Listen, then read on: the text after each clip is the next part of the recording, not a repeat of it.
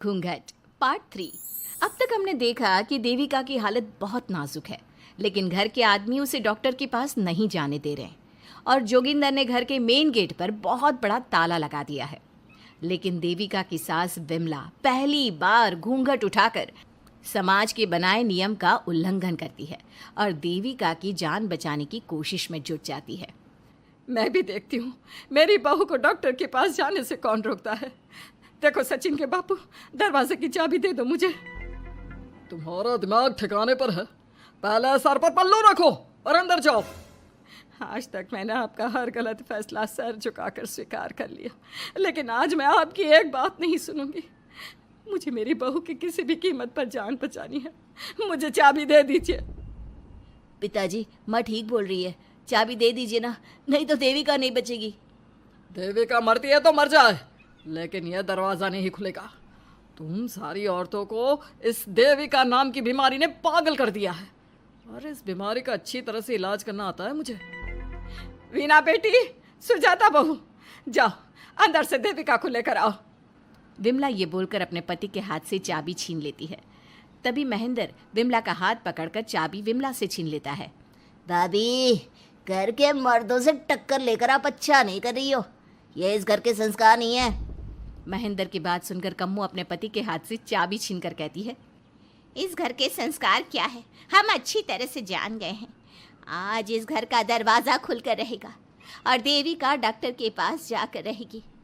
भाभी, ये लो दरवाज़ा खोलो। विमला ताला खोल देती है। तभी वीना और सुजाता देविका को लेकर आ जाती हैं। घर की सारी औरतें देविका को लेकर घर से जा रही होती है कि तभी सुजाता का पति मोहन उससे कहता है, सुजाता, तुम देविका को लेकर इस घर से निकल तो रही हो, लेकिन याद रखना, अगर तुमने एक कदम भी बाहर निकाला तो वापस इस घर में मत आना। मैं देविका के साथ अस्पताल भी जाऊंगी और वापस इस घर में भी आऊंगी। देखती हूँ कौन रोकता है मुझे।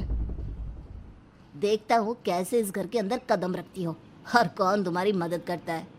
कानून मेरी मदद करेगा और कारट के दरवाजे हर नागरिक के लिए खुले हैं। मोहन को अपनी पत्नी से इस तरह बात करता देख कल्याण वीना से कहता है, वीना, तुमने देविका का साथ देकर अच्छा नहीं किया। अगर तुम अभी भी इसके साथ गई तो अपना और मेरा रिश्ता खत्म समझना। मुझे कोई फर्क नहीं पड़ता।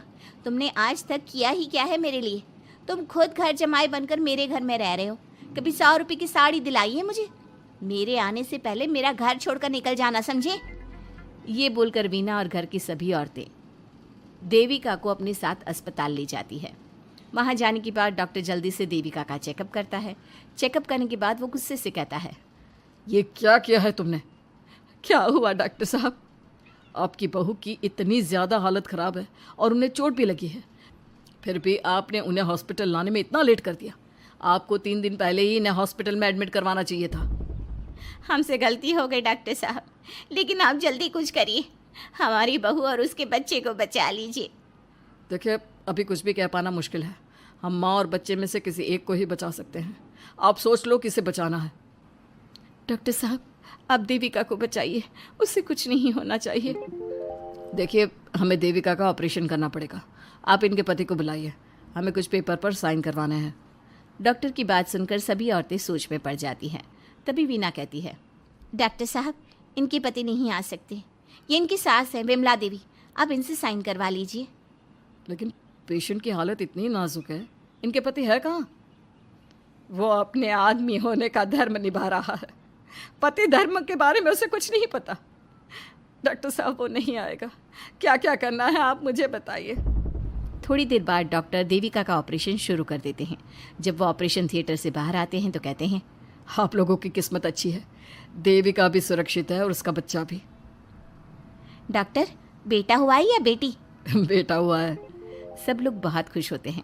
कुछ दिन तक देविका उसी हॉस्पिटल में रहती है और उसके ससुराल की औरतों ने उसका बहुत ध्यान भी रखा। अब देविका कुछ हद तक ठीक हो गई। डॉक्टर ने देविका को घर जाने की इजाज़त दे दी, लेकिन सभी सोच में पड़ गए। हम भाभी को घर ले तो जाएं, लेकिन माँ, आपको घर का माहौल पता है ना। देविका भाभी अभी पूरी तरह से ठीक नहीं हुई। भाभी वहाँ आराम नहीं कर पाएंगी और पता नहीं घर के सारे आदमी हमारे साथ क्या करेंगे। माँ, क्या हम डॉक्टर से बात करके देविका को थोड़े दिन और यहाँ नहीं रख सकते? जब वो पूरी तरह से ठीक हो जाएगी तो उसे यहाँ से ले जाएंगे। ये बात सुनकर विमला सोच में पड़ जाती है। तभी कम्मो कहती है, तुम दोनों ठीक कह रही हो, मैं अभी डॉक्टर से बात कर लेती हूँ। कम्मो डॉक्टर से बात कर लेती है और देविका कुछ दिन में बिल्कुल ठीक हो जाती है। देविका अपने बच्चे को गोद में लिए बाकी औरतों के साथ अपने ससुराल जाती है, लेकिन घर के सभी आदमी उन्हें दरवाजे पर ही रोक देते हैं। खबरदार, तुम में से कोई भी औरत अगर घर के भीतर घुसी, अगर तुम घर में कदम रखोगी तो घर अपवित्र हो जाएगा।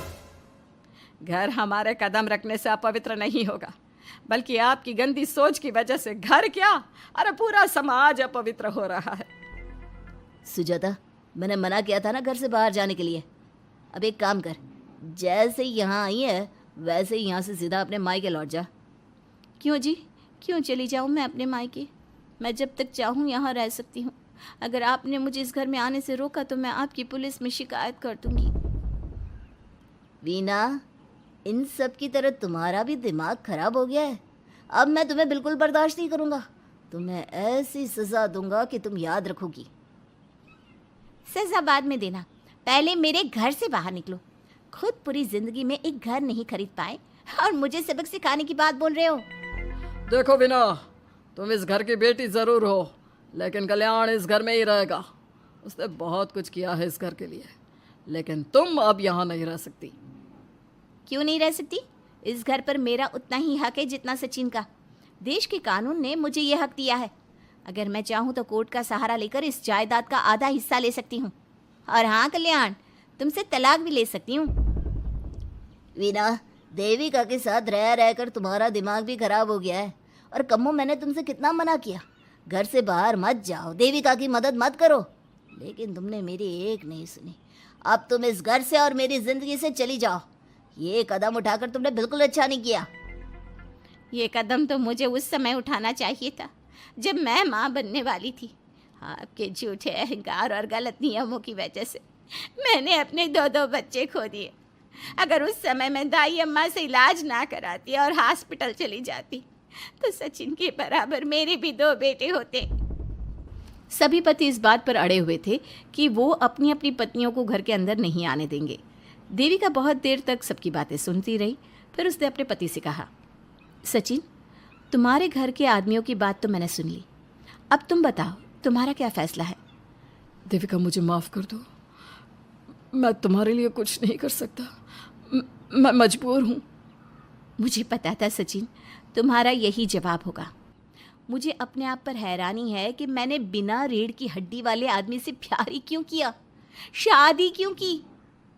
अब मैं आप सबसे बस आखिरी बार पूछ रही हूँ, तुम हमें अंदर आने दे रहे हो या नहीं, या मैं पुलिस को फ़ोन करूँ? देविका, आज तक हमारे गांव में पुलिस ने कभी कदम नहीं रखा और तू हमारे घर के दरवाजे पर पुलिस को लेकर आएगी? तेरी हिम्मत कैसे हुई ये बात करने की? आज तक इन औरतों ने घर से बाहर कदम नहीं निकाला था और 2-4 दिन में तूने इन सबको इनके अधिकार भी याद करा दिए। अब तो तुम बिल्कुल इस घर में नहीं आ सकते। घर की औरतें घर के बाहर खड़ी थी और घर के आदमी घर के दरवाजे पर। उनकी लड़ाई देखकर पूरा गांव इकट्ठा हो गया। देविका को अस्पताल पहुंचाकर घर की औरतों ने काम तो अच्छा किया। इस काम से देविका और उसके बच्चे की जान भी बच गई, लेकिन इनकी जान बचाने की कीमत घर की औरतों को कैसे चुकानी होगी, इसके लिए आपको आने वाला एपिसोड देखना होगा।